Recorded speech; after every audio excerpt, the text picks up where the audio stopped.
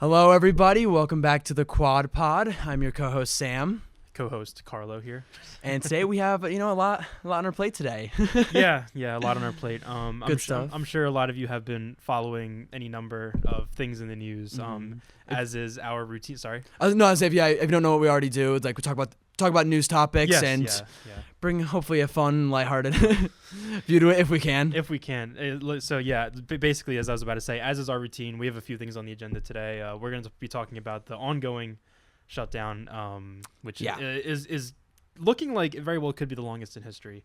It's looking that way. It's not quite yet, but it's looking that it definitely could be, because I don't think there's any break in sight for that. We're going to talk about how SNAP and food stamps are going to be affected by that, as well as healthcare and the ramifications of all of that. We're going to talk about Election Day and how that impacts us here in Pennsylvania specifically. Yeah.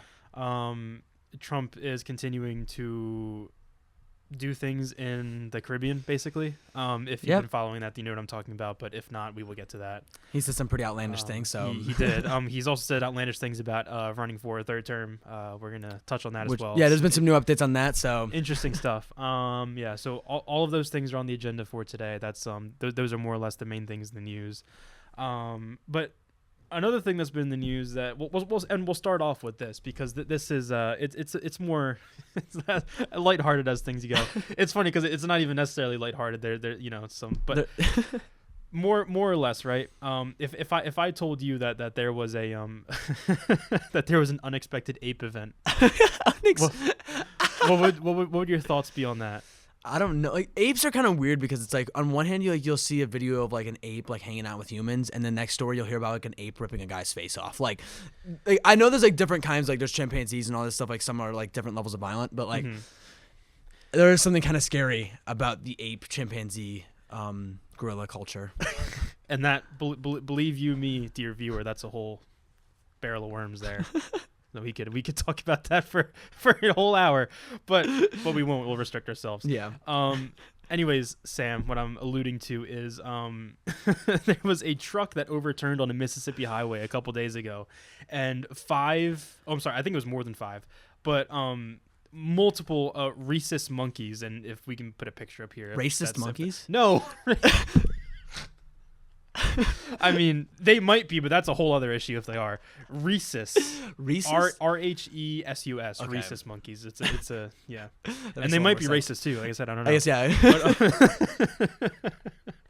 But, so the truck overturned carrying the rhesus monkeys. I think they were being transported from Tulane University in Louisiana. Tulane University is crazy.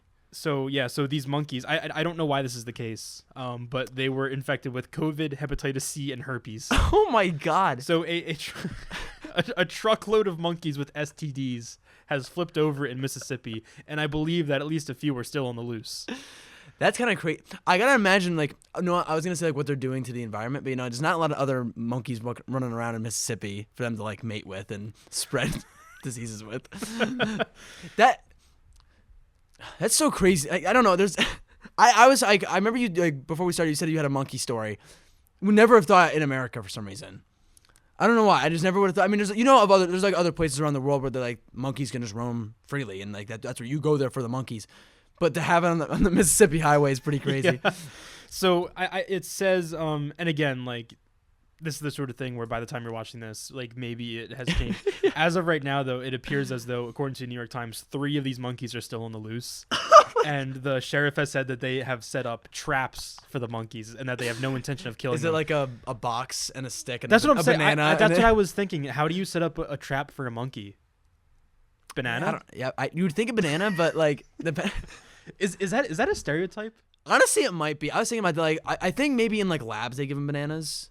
Like, but I feel like in the wild they aren't picking off bananas every so often. At the same time, though, I don't think they're going to turn bugs. it down if you give them a banana. They would never turn it down. They wouldn't. I don't think they would. They wouldn't.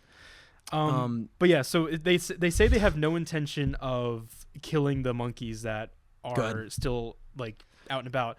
I think they said that specifically because they have already killed. Oh my god. So let me get the exact number here. I don't know if there's an exact number, but the ones that were at the scene They killed? I think they did kill them. So That's crazy. Sheriff Johnson said, who is in charge of the situation, I can only assume. He said, quote, "I hate that it got to the point that it did. We were told they were highly infectious, dangerous to the public. We reacted on the information that we were given at the time."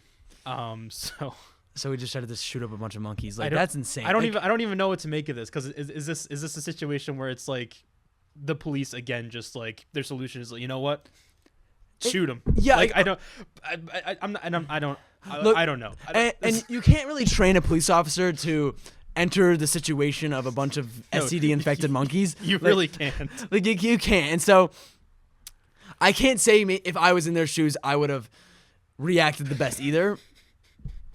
But I don't know. I feel like that's a very harsh thing to just be like, yeah, let's just shoot them all. Yeah, I mean, like, look, and the thing too is, I mean, it depends. If they were violent, then you can't really. I don't know how you can really contain an STD monkey. So the sheriff's office warned that the monkeys were, quote, aggressive. So maybe that. Yeah, was the and if they case. were attacking, like I don't know, there's obviously a peaceful way to do everything. It's got to be a monkey tranquilizer, but not that. I mean, you do have to react on the situation quickly, with them being on the loose. That's just a crazy. I just wonder, and like this article doesn't go into too much detail. I'm sure if you really looked into it, you could find out why this was the case. But why did the monkeys have COVID, hepatitis, and herpes? I was gonna mention that earlier and I forgot to. That is a really great question. I don't know if it's something like, were they coming from like a lab? Like maybe they were being tested on? Well, they were coming from university, so they were being tested on. That's insane. But then it's like a lot of ethical concerns here, people. A lot. Yeah. Man, like, let the monkeys be. You know, obviously, well, not right now. They should be captured because I know I said loose in I Mississippi. said a similar thing about the Louvre thieves like last week, but I genuinely think, like, if these monkeys manage to evade capture for, let's say, like a week, I think they should be like just allowed to, like, because at that point I think they've earned their freedom. What are they? Yeah. Like it's like Bigfoot now. If you see him, it's like, oh, that's the STD monkey. Because that would, I mean, because like the Reese's, I might not be pronouncing that right. The Reese's Reese's like the candy Reese's monkeys. I don't know why it's so hard for me. They're kind of like they're like small, right? Okay. And again, like maybe we can get a picture if that helps.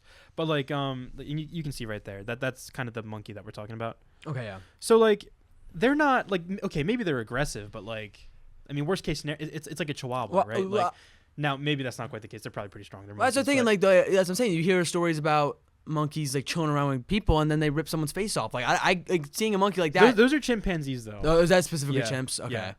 And if these monkeys are racist, like you said, they might not like chimpanzees. Yeah, It you're might- right. that You might know be a what? thing. Yeah. There's a lot that goes on.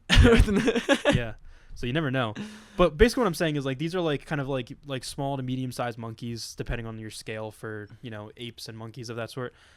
Bottom line, right, is how fun would it be to have, monkeys and like just wild monkeys in America? That'd be fun. Honestly, that would make life a little more interesting. Right? Yeah, that'd be, yeah. I can't imagine being the journalist though, and like someone sending the stories. Like, did you hear about the monkeys in Mississippi? I would be elated. Dude. I would be so, I mean, in this specific instance, they were like shot and killed. So like, maybe not this one, but dude, I would kill to be put on the ape beat. Oh my! Can you imagine? It's awesome. On the scene, reporting. There's a monkey over there. Oh my god! But especially with how gloom things may be up ahead for this episode with some new stuff, it's good to know that there's some monkey shenanigans going on. Monkey shenanigans, and again, like ideally, they were not shot and killed. That is quite upsetting to hear that they were just shot and killed. That's a part of it that is a little, and they also, I guess, just had illnesses for some reason. So again, And they're probably giving them so they could do like tests on them and stuff, which is just sad in itself. But hopefully the other ones are like captured peacefully and not like just shot, or they just live their lives in the wild peacefully, which I might even prefer that. So you can come to your own conclusion. Well, it might be one of those things though. If they're like used to being in the lab, they might not like be ready for outdoor life. That's how long they've been in the lab. That's true. Life. That's true. So depending on it, if they're more used to the wild, then maybe let them roam, let them have fun in the wild. But if they're lab monkeys, they should probably be sent back before they die in the woods. Give them like a week to figure it out. I say give them a week. Like a free trial.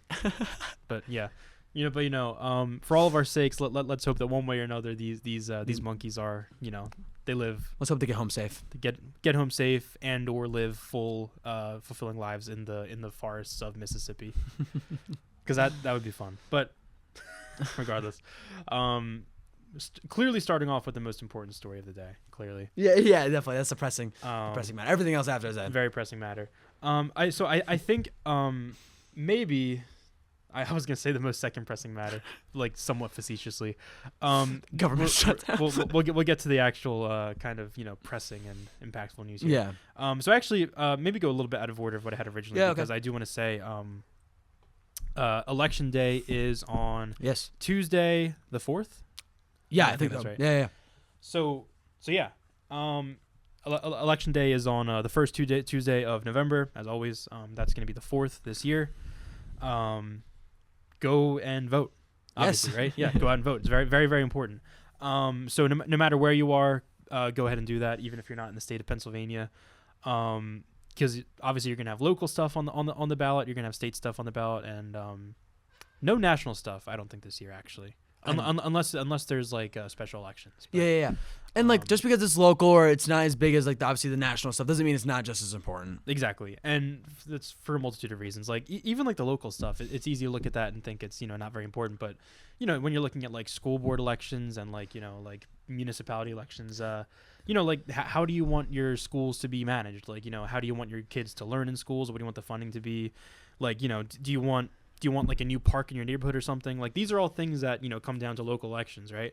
And it's so different everywhere because local elections are very, very specific. I can't speak to anything in specific, but just like you said, it's very, very important no matter where you are. So yeah, and it's one thing too. It's like you can't a year from now if you notice a problem, you can't be out here complaining about it if you didn't vote. Like exactly, and it comes down to even the really small things. Like if there's a pothole in your street that hasn't been fixed for like a year or two. Yeah. And that in Pennsylvania, we know that that's a problem. Yes. Like it comes down to stuff like that. So, vote accordingly in your local elections. And again, I can't speak specifically to that because just the nature of it. What we will speak specifically on is the Pennsylvania court elections because, that's affects all Pennsylvanians. If you're not from Pennsylvania or whatever, just bear with us. I mean, I feel like it's kind of a microcosm for all the things that are important anyways. Yeah, exactly. Yeah. So while I get this up, I'll ask you, do you know anything at the offset about this? Like, honestly, I don't. I wish I knew more about it, but every time I go in the news, I'm not seeing much about it. It's kind of tough because I think a lot of this local stuff kind of gets pushed down with all the things happening nationally. And I think for a lot of people, they probably don't even know that so many local elections and stuff like that are coming up because how upsetting the news has been recently. I know a lot of people that just don't go on it anymore. They just they avoid it. They either delete whatever news app they have or delete their subscription or just don't even look it up. Like, and so even someone like me who goes on the news as much as I can, like I don't see a lot of this stuff, but it's something I'm definitely gonna do more research on, especially with it coming up soon. Yeah, and that's a good point too. And everyone should do that too, especially because you should know who you're voting for. Exactly, that's exactly what I was gonna say. Because we'll share our opinions on here and everything, but at the end of the day, like the decisions that you make should be based upon, like true information, right? Yeah. Like look into the issues that are important to you because like I'm about to mention a few, but maybe these aren't the issues that are most impactful to you, right? So when you're heading into the polls, like dig into the stuff that is important to you, that you value, that affects you, Obviously, just be informed. Be informed, right? And that, good point to that extent. But probably the biggest election going on in Pennsylvania this upcoming Tuesday is the Supreme Court, Pennsylvania Supreme Court. And if you're not aware, unlike the federal Supreme Court, we do kind of more or less elect our Supreme Court judges in the state of Pennsylvania. Yeah. So the upcoming vote is going to be a retention vote. And that basically means that when you're looking at your ballot, you're not going to see like Carlo or Sam. It's going to be what are one of their names? Like Kevin Doherty is one of the candidates. So you'll see his name next to his name. Basically, you'll see yes or no for retention. Okay. If the outcome for any, and all of these people, sorry, I spit a little bit. All of these people are going to be voted on individually, right? So if for any one of them, or if it's 1, 2, or 3 of them, whatever, if the vote is that no, they are not going to be retained, then that will trigger an election in a future election cycle. Yeah. And they will be replaced, basically. Now, again, like, we're going to offer our opinions here. We're going to talk about some issues here. So the judges that are currently up for retention, so there's 3 of them. That's Kevin Dougherty, David N. Wecht, and Christine Donahue. Mm-hmm. So those are the 3 judges in the Pennsylvania Supreme Court that are up for retention. And judges are not officially, at least as far as I'm aware, officially Democratic or Republican. These 3 judges have been known to kind of lean on the more liberal / progressive side. And those might not even be the most accurate terms because, again, like, judges aren't inherently partisan, but those are the kinds of decisions that they've been making. Mm-hmm. Meaning, like, specifically, and again, like, if anything stands out to you here, please look into it for yourself. They have been notable defenders of, like, mail-in voting, absentee voting in the state of Pennsylvania. Their defense of those sorts of things actually enraged the state Senate, I think it was. The state government, the Republicans in the Pennsylvania state government were so angered by their decision, like, defending mail-in voting and voting rights, that they actually filed articles of impeachment against them. So yeah, they're very for, your right to vote, mail-in, whichever way that might be. They have they have a reputation of upholding rights for the LGBTQ population in Pennsylvania, and Roe v. Wade as well. If I'm exactly, yes, that's women's right to choose. That's actually the very next thing I was going to talk about. Oh yeah, so, yeah. I know that's been a big thing from the stuff I've been hearing is reason to keep them in if you're, like, for the right to choose. That's a big thing, especially for the state of Pennsylvania. And you're exactly right, because, like I said, that's the next thing. They have voted in favor of women's right to choose, reproductive health freedoms. So those are just a few things, but all things that are very important, and all things that, in our view, make them really an obvious choice for retention. Yeah, meaning that these are judges that, as Pennsylvanians, we should want to keep. Yeah, and like I said, this it's something that, like, maybe you wouldn't even think about when you think of Supreme Court. You're gonna think the top Supreme Court, like the national level thing. So it's like you might not even think about the state Supreme Court and what they're doing for your state, and especially when it comes to Roe v. Wade and stuff like that. Like, exactly, yeah.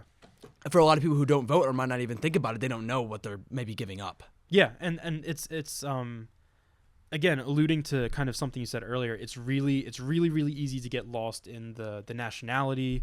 That's not really the right word, like the nationalness of how things seem to be right now in terms of just, like, the presidential administration really kind of exercising a lot of authority, and they are. I mean, they're overstepping a lot of boundaries, certainly. Mm-hmm. Yes, it's easy to get lost in that. At the end of the day, though, the United States is still certainly a federal republic, meaning that the states have a lot of authority, and basically states dictate a whole heck of a lot about, like, basically how you live your life, right? More than you realize. A lot more than you realize. And the state Supreme Court in Pennsylvania has been protecting, like I said, LGBTQ rights, reproductive health, and voting rights. And again, that's just to name a few things. So think about a world in which these justices don't get retained and more right-leaning judges get elected. That could very well result in a Pennsylvania where you or your loved ones do not have access to reproductive care, where you are not allowed to vote by mail, which is a big thing, obviously. Yeah. A state where, LGBTQ couples cannot adopt children. Like, these are just a few things where, if these judges are not retained and they are replaced by right-leaning judges that would vote against these rights, that is a very real reality in which Pennsylvania can look like that. This could be a whole different Pennsylvania depending on how these votes go. And so we can only hope that things stay as good as they've been. Exactly, with these judges, but that's why we have to go out and vote. Exactly, and Pennsylvania is already in a tricky situation because we're as purple gets in terms of being like a battleground state and whatnot. Josh Shapiro is a Democratic governor, of course. The state government though is Republican. Mm-hmm. That's why the SEPTA funding thing was such a drawn out battle, because they could not get to an agreement there. 2016 red presidential, 2020 blue presidential, 2024 went back to red presidential. So yeah, like obviously no matter where you are in the country, like your vote matters every single election, but especially here in Pennsylvania. Yeah. It really, really, really matters. It's super, super important. Not only because of how close the margins are, but kind of like we've been saying, like how different this state could look if we elect people that are not committed to maintaining our, rights and liberties and freedoms as Americans and as Pennsylvanians. Yeah, and I think like for a lot of these states that are so like, oh, that one's gonna vote red, that one's gonna vote blue. Like it's like sometimes a vote can feel less important. I mean, obviously it's not, but it can feel that way. But especially with Pennsylvania, it is with how purple it is. There's only a few really purple states like this that need votes. Like so. For those listening in Pennsylvania, like it's never been more important than right now. And there's no electoral college on the Pennsylvania state level. Yeah. So it's all like if that's a thing for you, which I know for many people it is. Like, don't worry about that. And the electoral, that's a whole other thing. Yeah. We're not even gonna. That's grapes with that. But bottom line, again, like just a major shout out for Election Day on November 4th on Tuesday. This is the most pressing thing that affects all Pennsylvanians. We want to talk about this. Would you agree that our official stance is, we would encourage people to retain the judges? Yes, that is our personal stance. Yeah. I should say that like that's not a representation of the quad as a whole, merely our own stances. Yeah. But I do agree. Yeah, I think that the work they do and the stances they have are incredibly important for Pennsylvania, and just this ability to like the right to choose or the right to vote mail in. Like, that stuff's important, and maybe some stuff you don't even think about. Yeah. So like if you are a person who in any way cares about just your basic rights and freedoms as an American, as a Pennsylvanian, and I won't rehash, we went over everything, but if you care about having individual rights, which you should, these judges are the correct decision to retain. To vote yes for on the November 4th election here in Pennsylvania. Yeah, and we will certainly update as if they do get retained, if there's going to be another election. Like these are important things that us as Pennsylvanians, and if you're listening as a Pennsylvanian, need to know. Absolutely. Yeah. But again, won't harp on it too much just because it's very different no matter where you are in your terms of your town, city, municipality, etc. But definitely go out and vote on November 4th. Very important stuff. It matters a whole heck of a lot more than you might think. So please go out and do that. Mm-hmm. Yeah. Continuing on with government and things happening with the government. And it's funny because I know I just said it's hard to get lost in the national stories. That's what we're going to go to. Yeah, we're going to go to that. That's why good idea to go hit the local stuff first. Yeah. But this stuff is obviously really important. So, yeah, of course. The shutdown still is occurring. Yep. As I kind of said before, and I'm not an insider, obviously, but just like the temperature of the room and just the feeling that we all get, I don't really see an end in sight super soon. Yeah, no, everything I hear about on the news is not good. It's always, this is gonna take longer. This is not working out. Like exactly. So I think the longest shutdown in history was like 5 weeks. I believe it was 5 weeks. It's 4 weeks now. Oh my God. So we're very easily looking at history here. Not the kind of history you want to make. Yeah, which would make Trump, that was during Trump's, the top one right now was during Trump's first term. That's right. And now this is the longest one in a second. So he's currently holding the top 2 spots for government shutdowns, for longest government shutdowns, which says a lot. Like if this is kind of an analogy that makes more sense to people, this is like if you had like the NFL record. If you had the number 1 and number 2 spot for most interceptions thrown in a game, it's not the kind of history you want to make. Not at all. And I would make the argument that Republicans have shown during the first term and during this term, and just in the general way they conduct themselves, that they like cannot govern. No. Like Republicans like genuinely and in the most literal sense cannot govern this country. And it's tough too because it's like we haven't seen a Republican administration that hasn't had Trump's name on it in a while. So it's Yeah. tough to say what the next one's going to be like. But from what we've seen the last nearly decade now is that the Republicans cannot govern. Like, you're right. Yeah. And Like they cannot. And to kind of like make this point, right?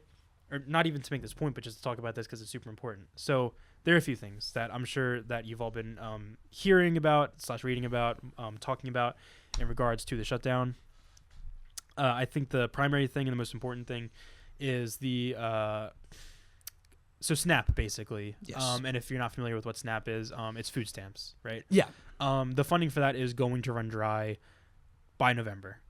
And like by the time it will be November by the time you're watching this. That's right. Yeah. So very dire implications there, right? So a few things. 42 million low-income Americans are expected to lose access on November 1st to food assistance through the Supplemental Nutritional Assistance Program, or SNAP. Mm-hmm. And this is coming from the New York Times. So What was the number again? 42 million? 42 million. I mean, that's not no small number. Like, No. that's like that. A lot of people, even if you or yourself are not like in need of food stamps, that is a large chunk of American citizens that do need them. Yeah. And so this isn't something to overlook or be like, oh, this doesn't affect me, I don't care. Like, this is a lot of people. 42 million people, yes, a lot of people. A lot of people. I don't even really necessarily need to say that. I think when you see the number 42 million, you know. Yeah. So 42 million people face a very, real reality where by November 1st, they either are not going able to feed themselves or they are not going to be able to feed themselves to the same extent that they were before. Mm-hmm. And like that is unfathomable, right? Is food not a basic human right? Like, is that not something that every American should have access to? And that's the point of programs like SNAP and food stamps, and just like this idea of that, like, no matter where you are, you're able to get some food. Exactly. But what we've seen is that I guess the Republicans or the Trump administration has no care at all for that, and is so dead set on reducing the programs of SNAP and things like that that they're willing to keep the government shut down. So there is a lot to this, Mm-hmm. and we're going to try and go through in a way that makes sense. So what Sam just said, all of it is correct. Now, if you have been listening to the Republicans, you might say about all of this, oh, well, if the Democrats just passed a budget, then none of this would be a problem, and like the food assistance would be going through. That is what they're saying. Remember, and this happened just a few months ago. It happened over the summer. The big beautiful bill that they passed, massive. Basically, the budget that the Republicans would like to have for the federal government, right? Mm-hmm. So, the budget that the Republicans would like to pass is a budget that is in line with the big beautiful bill, meaning that very important subsidies for the Affordable Care Act that you might know better as Obamacare are going to expire. If the Republicans have their way, if they pass the budget that they want, these ACA subsidies, these healthcare subsidies, are going to expire, meaning that Americans are going to be paying a lot more for healthcare. Yeah. A lot more. In a country where healthcare, mind you, is already expensive. It's already as expensive, you know. yeah. In a world where a lot of countries don't make you even pay Exactly. for I was about to healthcare. say, you're absolutely right. Because consider the fact, we're in sync today. Yeah. Consider the fact that in almost every other, fully developed, wealthy Western nation, healthcare is just not a thing that you have to pay for. Yeah. It is lumped into your taxes. Yeah, which is a whole different argument of whether healthcare should be free for American citizens or not, tied into what taxes. It is, and we're not necessarily going to have that argument today. That's it is a whole can of different worms, thing. yeah. But again, just consider that, right? Like all of these other wealthy Western nations, their citizens do not have to pay for healthcare, and they're doing fine. Yeah. Arguably better than us, especially right now. Yeah, especially now, So, yeah. And again, that's important to bear in mind. Like, there is no reason, like Sam said, that this should even really be a concern for an American. Mm-hmm.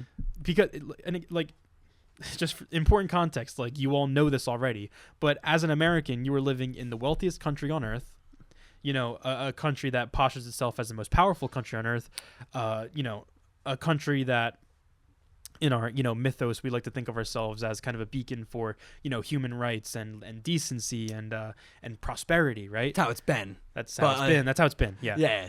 And how it's supposed to be. So bearing all that in mind, do consider the fact that you have to pay for it in the first place. Not only is it not free, but now it's going to be more expensive. It's going to be more expensive. And I'm getting this from the New York Times. This is very helpful data. So changes in monthly premiums in 2026 without extra subsidies. So they could change a lot depending on basically your age and your income bracket, right? Yeah. So changes could range from as little as, like $60 a month. But you know what? I shouldn't even phrase it like that. I say as little as, because $60 might not seem like a whole lot when you think about it on its own. But when we're talking about a $60 increase, $66 to be specific, we're talking about people who are making $22,000 a year. And obviously people who have other expenses. And again, when you're thinking about this, it's not just $66 because we're not starting at zero here. These people are already paying monthly premiums for the healthcare, which is going to increase by $66. And for somebody who is making $22,000 a year, somebody who has to pay for a home, a car, in many cases, children, they have to manage, other finances. An increase of $66 a month absolutely can be, and in many cases will be, backbreaking. Yeah. And so either way, and a lot of those families that are working off $22,000 a year work off, like, they need food stamps. And so now either way, this doesn't work for them because either their food stamps are going to run dry with the government shutdown right now, or the government shutdown ends and now they don't have, their healthcare goes up. Yeah. Either way, Americans are getting screwed over here by Republicans. They are. And I said $66, and that's in the lower income brackets. If you're making like a medium income, right? So it says here $65,000. If you're over the age of 60 and you make an income around $65,000, your insurance premiums could rise by $920 per month. Oh my God. So basically, the Republican Party wants to fucking rob you, and they are trying to convince you that it's actually the Democrats' fault. And it's funny because this is all under the guise of saving money and being more fiscally responsible, when they continuously somehow and miraculously, right? Because again, it's posturing as if the United States is not the most wealthy country in the world because we just can't afford it. We just can't swing it. We just can't do it. These healthcare subsidies are just too expensive. Time and time again, though, they find in the federal budget millions and billions of dollars to cut in corporate tax and tax with a 1%. So they are reaching into your pockets and fucking, again, robbing you to then give it to the corporations and the 1% who are really the beneficiaries of all of this. But no, the Republicans are trying to tell you that it's actually the Democrats' fault for finally making a stand and saying, no, we're actually not going to let you lapse these healthcare subsidies, which again could raise your monthly premium for healthcare upwards of $1,000 a month. I feel like Republicans have lost the plot. Isn't that the whole idea of Republican, a conservative and being a Republican and all that? I'll spend less money on taxes and less money is gonna be spent on helping other people, and so I can spend it more on myself. Now you're gonna spend more money on healthcare. So it's I don't understand how for a Republican this works out in your favor at all. Whether or not, like I said, it affects different wealth brackets. Whether you're making $22,000 or $65,000, it doesn't matter. Your healthcare is gonna go up. Yeah. And so either way, Americans are getting screwed all over, and somehow it's the Democrats' fault. The true irony of all of this is that for many, many people who voted for Donald Trump, right, and a lot of this is a rabbit hole that I'm not even going to go down, right, but for a lot of people that voted for Donald Trump, it was because of the economy, because of the cost of living, because they truly believe that that a Donald Trump administration would be more, again, fiscally responsible, and that's been a Republican thing since before we were even born. But they kind of fell for the thing of this Democrat spending on social programs and blah, blah, blah, blah, blah. We're going to be responsible and the cost of living is going to go down. Groceries are going to go down. The ultimate irony is that obviously none of that has happened. None of it has happened. Inflation continues to rise. Prices continue to go up.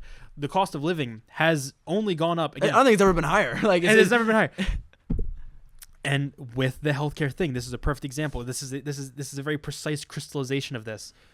You are spending more money under this administration than you otherwise would have been. You are broker. You are poorer under the Trump administration because, again, they are reaching their grimy, small, tiny, greasy hands into your pocket to give it to people who don't need the money. Exactly. Like it's so unbelievably insane that like so many, I don't know. The fact that this is happening and that some people are being like fooled by this, like this isn't exactly what we thought was going to happen. Like I feel like so much is like with the economy stuff, so much was put like, oh yeah, the tariffs, everything's gonna get fixed with the tariffs, and I just got blew up right in the Republicans' face, and now we like to pretend like it didn't happen, like that, like there was no backup plan. No. And so now America's just screwed. Or more specifically, the American people are screwed because of Trump's mistakes. You are exactly correct about there being no backup plan because this goes all the way back. And again, like you said too, it's almost like he told us exactly what he was going to do at every single step of the campaign. And it's almost as if he is now doing all of those things he told us he would do during his campaign. So for all the things you can say about Donald Trump, you can't say he lied about his agenda. No. He's doing it. And this is it. And if you don't like it and you voted for it, well, this is it. Yeah, I honestly don't know what you expected. You cannot like look at what's happened, what America has become, and be upset. Yeah, because this is, I mean, you helped this happen. And the reason I say that specifically is because one of the many viral moments from the presidential debate that he had with Kamala Harris, when they asked him, "What is your plan? Like in the absence of Obamacare, what is your plan for just healthcare in America?" And very famously, he said, "I have concepts of a plan." I remember that. I remember. I remember us talking about that because that's nothing. And it's almost like how easy would it be, and like how much would he love, right? And that's how you know they have nothing, because they don't have anything. Mm-hmm. But how easy would it be for him to be like, well, we have Trump care now, and it's better. It's better than Obamacare. It's Trump care, and blah, blah, blah. They're not even doing that. And again, like, he would love to put his name on something is like an actual system and is like better, but he hasn't because they don't have a plan. Their only plan is that you are going to pay more for healthcare because their corporate donors need more tax breaks. Yeah. It's so heartbreaking. And especially because no matter which way this works out, unless some sort of deal can be put out, that no matter what happens with the government shutdown, the American people are going to be screwed over. Yes. And there's not much we can do about it.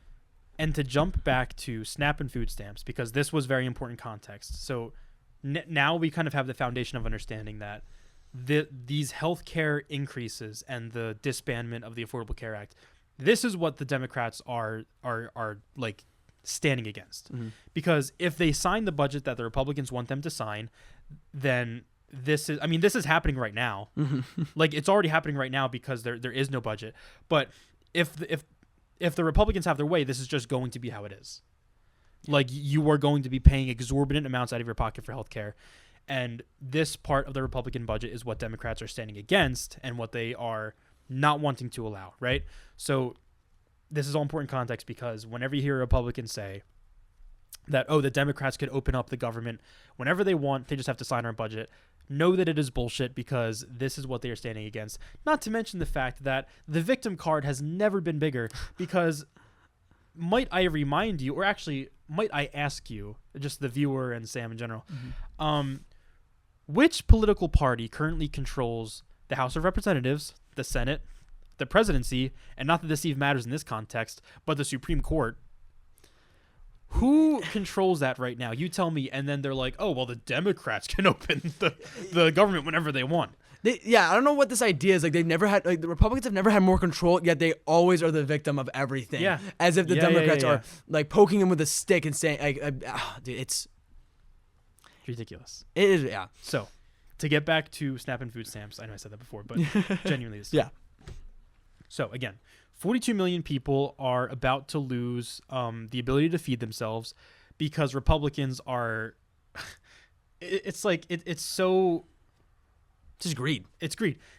I was about to say it, but basically what's happening, 42 million people are about to lose the ability to feed themselves and their children because Republicans also want to make you pay upwards as like twice as much for your health care on a monthly basis, and that's just their stance. someone high up can get a new beach house. Like, yes. This is, and again, with SNAP, there is a lot to this as well. So people will say that, it's freeloaders on SNAP, on food stamps, etc.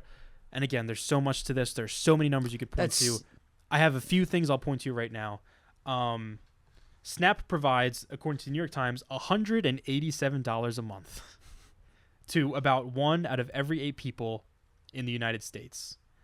Yeah. Also, want to say, like, if your big thing is like, oh, I don't want to help this because it's just helping a bunch of freeloaders, they are people. These are American people. Like, whether or not like they're freeloaders or not, they are people with feelings and are hungry and need food to live. Like, this is not, like, have some humanity. Exactly. I don't know. Have some humanity, first of all. Second of all, the majority of people that are on food stamps are working, or they are disabled, or they are elderly, or have some other condition that basically necessitates that they do have this assistance, again, to be able to feed themselves, to put food in their stomach. And I will say again, $187 a month. If you think that is freeloading, I don't know what to tell you. If you think $187 a month, again, for food to put into your stomach, if you think that's just a bridge too far, I cannot help you. You are gone. Like, yeah, as if the freeloading argument even an argument with everything you just said, like, to try to make that like the big argument against it is just absurd, and you need to do your research. Because people also say, like, I don't want my tax money going towards freeloaders.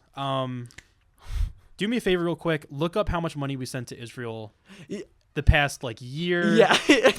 Like, the past 2 years, actually. And, like, not even just the past 2 years, like, the past, like, a couple decades. Google Argentina bailout. You might find some interesting information there, I suspect. Like, okay, so the whole thing is, would you rather this money go to people who need it or to people who don't? Like, yes. That's the argument here. And it's sad to say a lot of people are choosing to give it to people who don't. And there's this conception that instead of giving it to people who need the money, they're keeping it. You're not. You're actually just going to end up spending it towards something else that the Republicans have as the healthcare. You're going to be spending this money no matter what. They have you by your money, and so it's just about who you want to give it to. And I think that's a perfect distillation of the issue, because I think people fail to look at it that way. It's like, okay, so you're going to pay your taxes, and your taxes are going to go towards something. Unless you're a batshit libertarian who thinks taxes shouldn't exist in the first place, in which case you're not even watching this. But you're going to pay taxes. Your taxes are going to get distributed regardless. Would you rather your taxes basically get funneled up towards a CEO who already makes $400 million a year, or would you like to feed a single mother? It's kind of a choice here, guys. I know, like, it's not that easy. Like, if you are looking at that choice and struggling, yeah. There's nothing to say. And again, to reiterate what I said already, it's like, feed a single mother, send it to Israel. Yeah. We're sending it to Israel. That's the choice every single time. That's the choice the Trump administration has made for us, actually. We can't even decide that. Yeah. Like, I made this whole thing about, choose. Yeah, you might choose whether you want to feed the single mother or Israel. You don't even get to make that choice. You don't. And that's the sad thing. No. That you don't, because of the decisions we've made and the fact that we've put Trump in office, we do not get a say in that. And that is, and we got our chance, and we gave it all to Trump. And and like I said, exactly what we expected. Yep. What sucks about that is we should have say over that. Yeah. In a representative in a republic, that is the intention of the system of government, to have somebody that can represent you directly and say how they think that should be spent. And, like, aside from the Democrats who are not allowing this to happen, any state that has Republican representation in Congress is just fucking you in the ass. Yeah. Like, not that the Democrats are the baby Jesus from God, but it's like, sure. Yeah. Like, we're in a unique situation where that congressional representation that we're supposed to have doesn't exist. We need to get this. People need to get this idea out of their head that anyone who's poor is lazy, and anyone who's rich is the most highest of mighty people. This is like we're all just human beings, and we just treat each other like human beings. Yeah. And I feel like that's a fair thing to say. To But I guess not. No, I think when it comes to like these Republican representatives and Congress people that clearly don't care about their constituents, it's such an interesting situation because they basically they get on their soapbox every election cycle, and they basically, and they dress it up in their political lingo, and a lot of it is basically just platforming on like hate and having a group that's the other, and I understand all that. Yeah, not that my group's so great, but that one's so terrible. Exactly. And right now that seems to be, the immigrant population. Many times it's transgender people. It's flavor of the day with these people, like in terms of like who they want to point the finger at. But if you actually looked at what they were saying, right, and it's like, it's funny in a sickening way, but every electoral cycle, they get up in front of their people, and at the heart of what they're saying is like, I fucking hate you. I despise you. You mean nothing to me. You are below me. I only am here because I want to make money off of your back. Oh, and by the way, immigrants are taking your jobs. And then people go, ah! And then people afraid. Like literally, they just forget all of that, and they look past all the bad because they agree with one point. Or it's disheartening because that's how strong hate is. That's hate, yeah. Like people look past everything just because they're like, oh, actually, none of this is your fault. And I've heard people say this too. This is interesting. Republicans, in a way, they do have a grasp of messaging that is true, because they're saying like, like the things that are wrong in your life, like, you can't afford to pay rent, you can't afford your food, you're having trouble finding a job, like hey, like that's not your fault. That's true. Mm-hmm.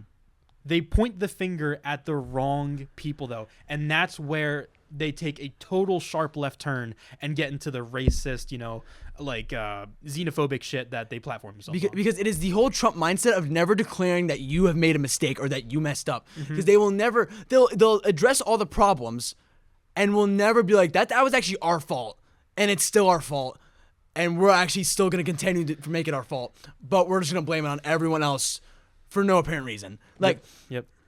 Like, I don't know. It's so just crazy, and I don't know. It's true, because they correctly identify the problem, that the issues that most people encounter in their lives are out of their control, but they point the fingers at immigrants, transgender people, LGBTQ community, etc. As if they have any control. Exactly, over that. as if they have any control, instead of pointing the finger at, again, the corporations, the CEOs, the billionaires, that if only they were taxed at a rate that is fair, could single-handedly be bankrolling all of these government, things like SNAP, right? Mm-hmm.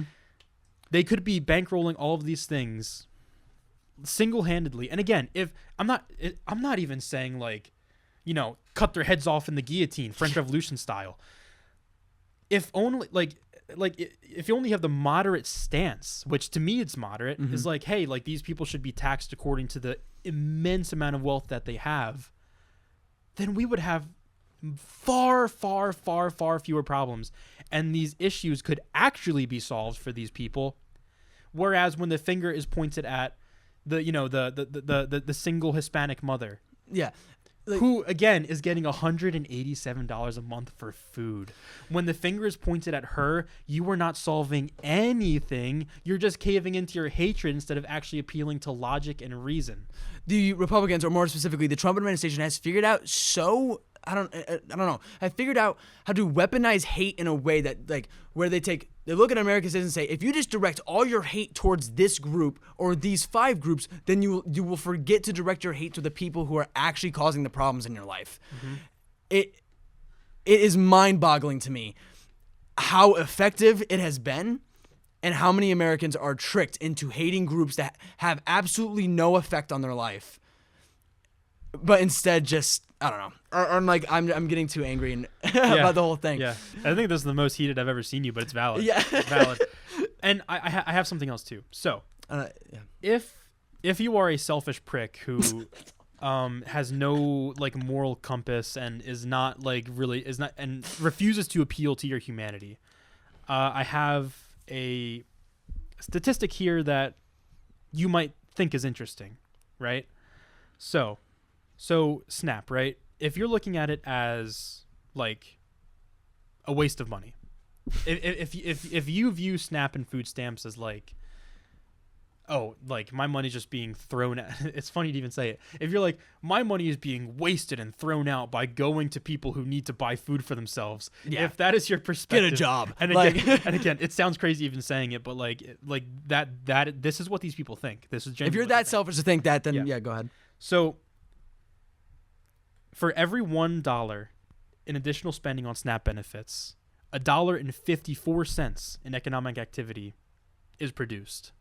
Meaning that, you know, investing in SNAP has a, you know, correct me if my math is wrong here, but $1 to $1.54 has a 54% profitability rate, like for the economy at large.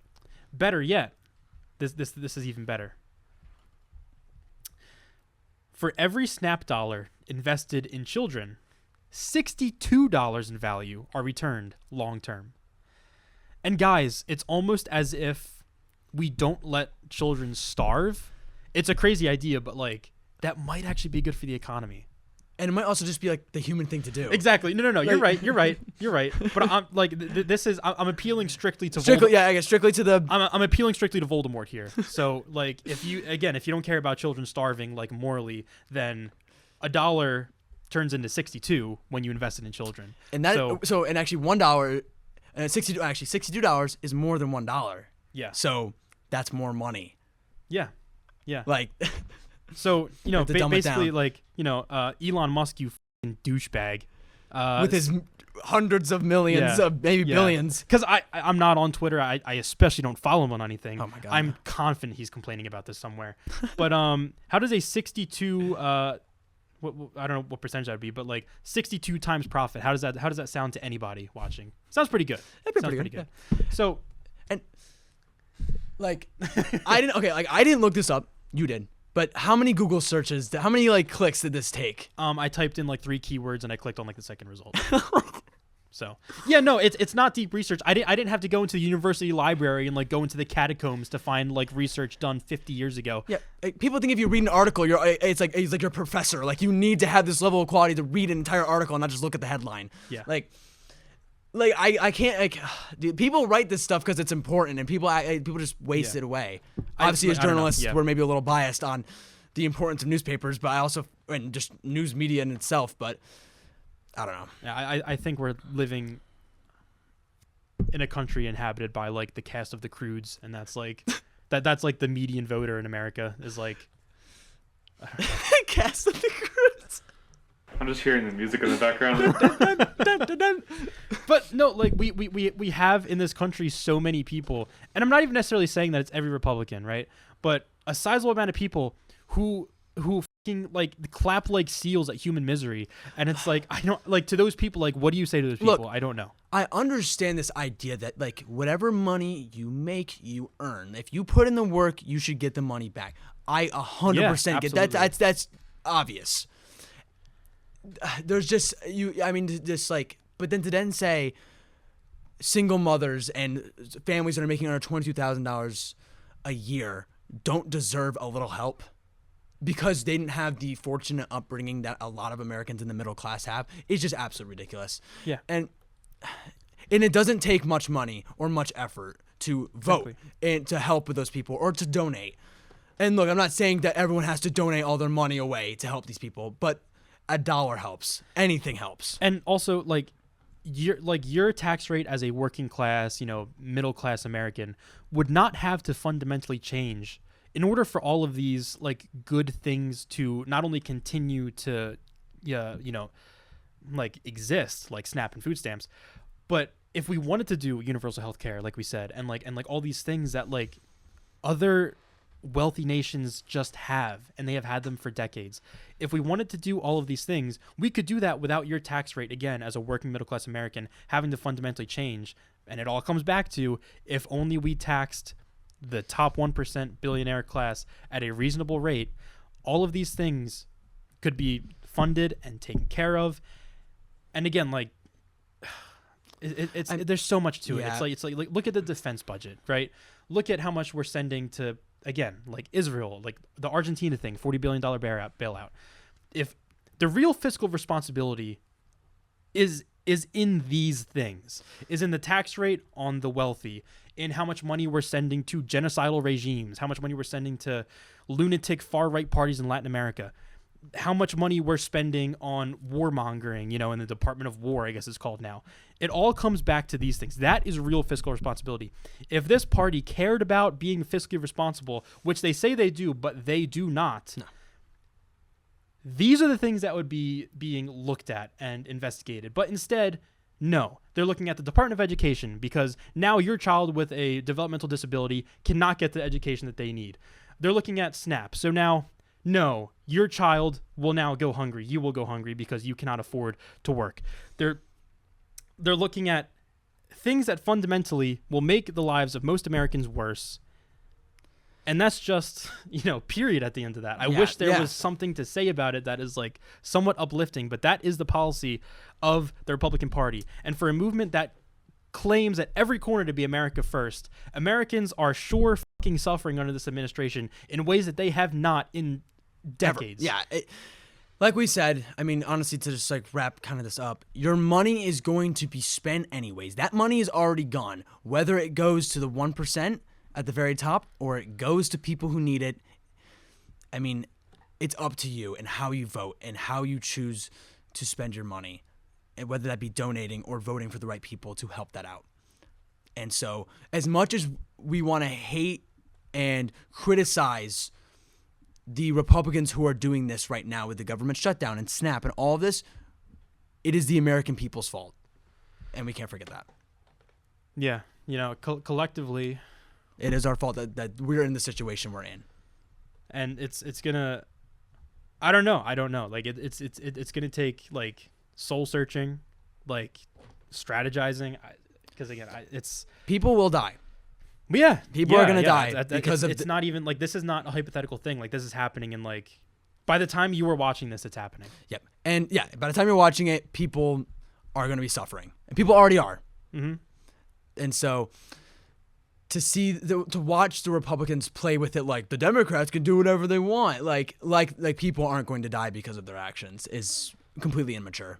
And to support that is also immature and irresponsible. I would say to heartless put it blunt too. What? I would say heartless too. It's heartless. It's completely selfish and heartless. But I feel like we've said. I mean, we could go on this for probably hours and days, but. Yeah, I mean, no, that's it's. Yeah, probably not much more that we can say about it, just because. And we will always update you on. I would be surprised if the government shutdown was resolved within the next time. By the time we do the next podcast, it's not gonna happen. Yeah, it's not. Let's just say it's not gonna happen. So we will update you on that and where things are at. Because I mean, by the time we would film the next episode, the food stamp stuff, and that will be in a full disarray. So I guess I will attempt to leave it on a somewhat positive note, because I have seen countless people, even like businesses, like in the wake of all of this, like really stepping up and saying like to the people in their communities, like, if this is something that affects you, like, you don't have to worry because we're here for you and we're going to take care of you. That's good. And it really is heartwarming. It really is. Now, obviously the thing is, like, ordinary people should not be in the position of having to make sure that their neighbors and friends and family don't die of starvation. Yeah. That is really, really bleak and dystopian. But you can look at it, and it is heartwarming because, like, it reminds you that people in this country still care about each other. Yeah. People setting up personal food banks, people volunteering at food banks, businesses stepping up and saying, if you don't have SNAP and you need a meal, we will give you one for free. This is happening all over the country. But yeah, sorry, what were you going to say? I was going to say, in a world and administration where they want people to hate each other for no reason, just to hate, Mm-hmm. it is very heartwarming and nice to see people actually care about other people. Yeah, So, yeah. I mean, this is the only way that we, like, recover and rebuild from this, is like when the government says we don't care if you starve, we have to feed each other. We have to, that is what it is. We have to stick together on this. And yeah, so, to that extent, like, for us and anybody watching, like, if you have friends, family members, neighbors that are going to be struggling in this upcoming time, like, we can take care of each other. Like, we can make sure collectively, like, and it's gonna be terrible. It's gonna be terrible, and people will die. It's unfortunate. Like, Yeah, I don't know, but like if you want to look at it with some sort of hope, we have the capacity to make sure that this is as easy as it possibly could be on each other. And again, it's not going to be remotely easy, but you know what I mean. I think a call of action, I guess, is to just be a human, have some humanity. If you see someone struggling, help them. Like, we're in a really desperate time right now. People need help, and the government is not here for us. They do not want to help us. They want us to starve. Yeah, they are using starvation as political leverage. Like, this is like Joseph Stalin shit. Like, people need to understand this. Yeah. Like that. Trump is not here for you. Republicans are not here for you. The government is not here to help you. We have to stick together on this and make sure we all don't.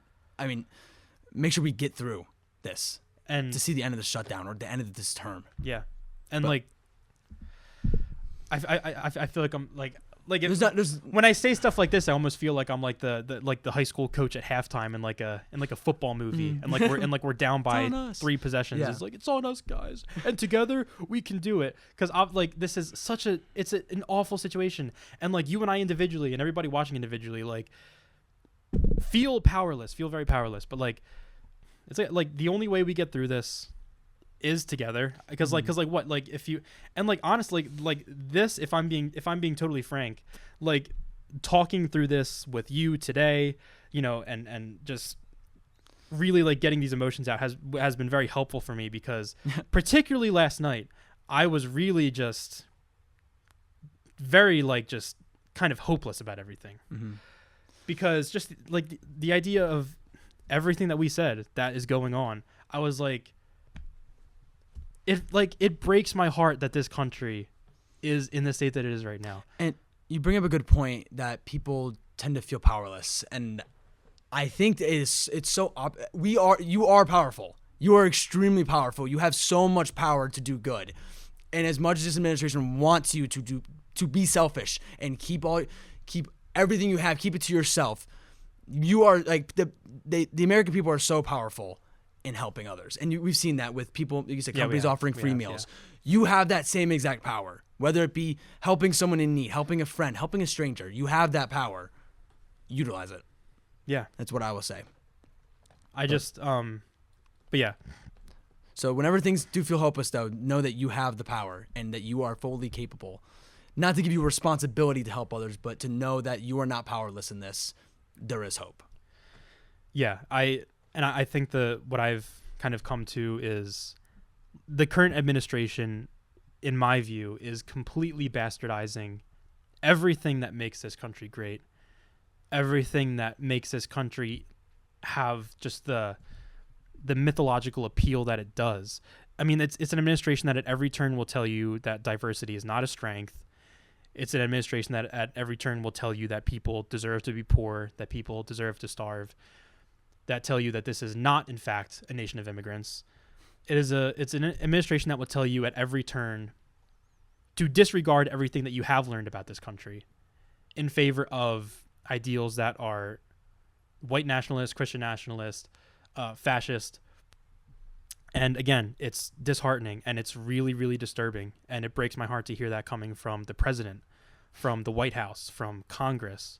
But if we want to get back to the America that maybe never existed, probably never did, but if we want to start building towards that idea, it's one step at a time, it's one person at a time, and you in your own sphere of influence, like Sam said, each of us have an immense impact on the people around us. And even if you just see somebody like me, you know, wallowing in self-pity, and that's the thing too. As a straight white guy, I don't even know if I have so much of a right to be upset about things, because things are so much worse for countless groups of people right now. So it's almost like I don't even like I got to snap myself out of it, because it's like, I don't know. Things are so bad right now, but things could be so much worse. Exactly. And so many groups are feeling that. And so even if it's you see somebody, you know, around you that just is a little down, pick them up. Or even if it's something much more real and physical, where somebody is struggling to feed themselves, you know, We all have to step up in this time. It's difficult and it sucks, but just remember that you could be in a worse situation, and people are in a worse situation, and those people might die right now. And if you are in a bad situation, you should never ever hesitate to reach out and ask for help, because people are willing to help. Yes, of course. Friends, family, community members, the help is there. As much as the administration wants you to make you think people don't care, people do. Yeah.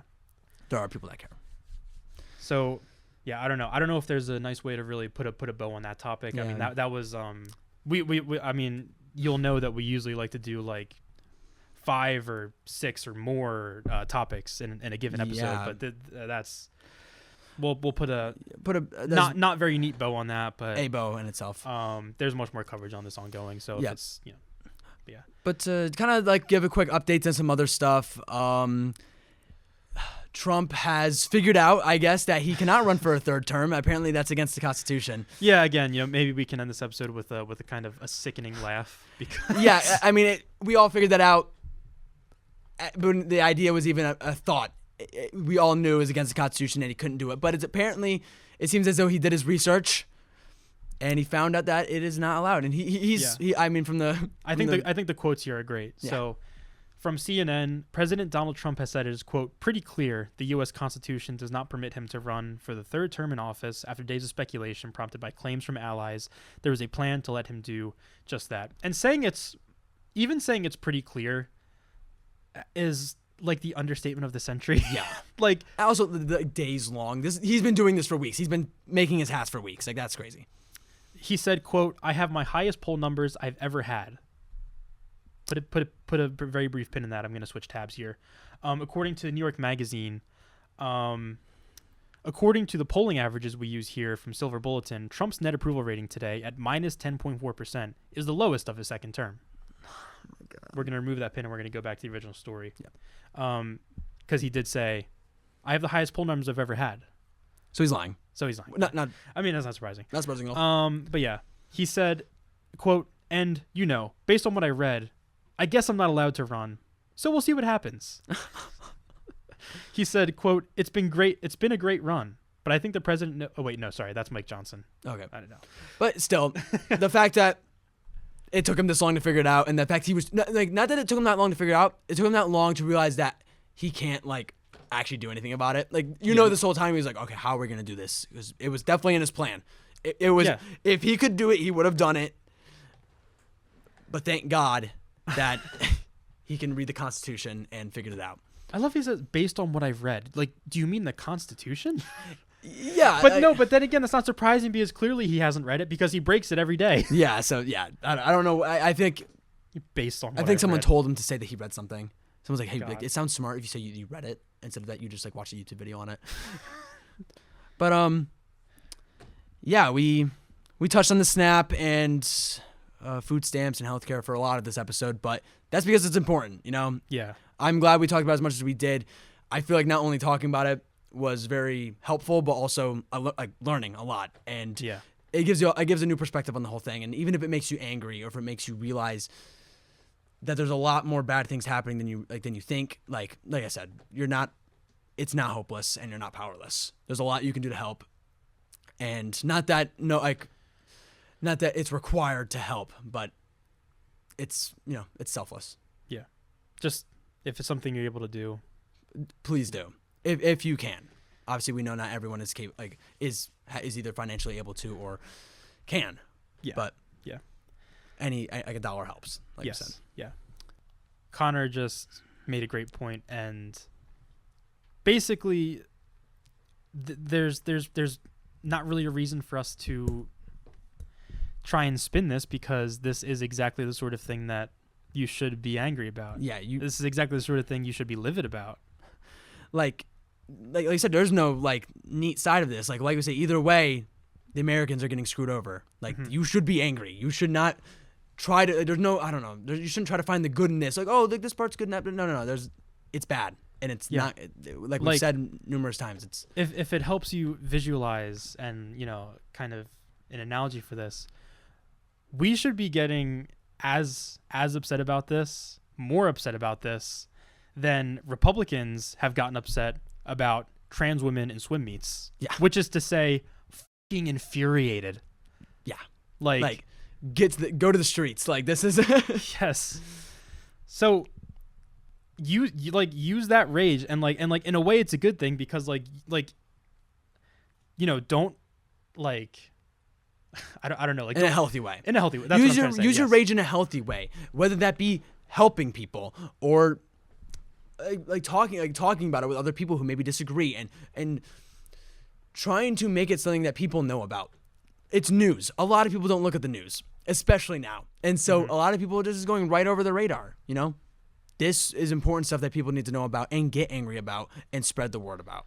If nothing else, live your life every day purely to spite that fucking decrepit old creature that currently is the president.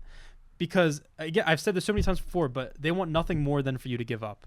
So internalize that rage, use it for good, and live off that rage, again, to spite these people. The Trump administration wants you to get angry about people who have no effect in your life. The people that, the government who has a huge effect on your life, and they're making you angry, like, you be angry about this. Do something about it. Yeah. Like, in a healthy way, obviously. Mm-hmm. Stop being angry about things that have no effect on your life. Like, use this hate that you have towards the administration or your anger about it in a positive way to help people and love one another as we should. Exactly. And I think that we can wrap it up there and say thank you so much for watching or listening. This was a super productive episode, I felt like, and I hope you feel inspired. I do. I gotta say that. Yeah, it's always a pleasure to sit here and talk about these things with you and Connor. So yeah. I appreciate the opportunity. Like I said, like if anything, it's been more helpful for me than for maybe anybody else this week. So, yeah, like if you're still here, thank you so much for sticking along with the ride. But yeah, move forward with that anger. Use it productively. Live your life spitefully. I think that can actually be very productive. So just be a human. Just exactly. Just like live by those morals that you learned in like second grade, and mostly you should be pretty fine. The golden rule. The golden rule, exactly. But like I said, thank you so much for watching. That's gonna be all from us for today. We'll update y'all next week. Next week, yes. Goodbye. Goodbye. Have a wonderful day, wonderful week. See ya.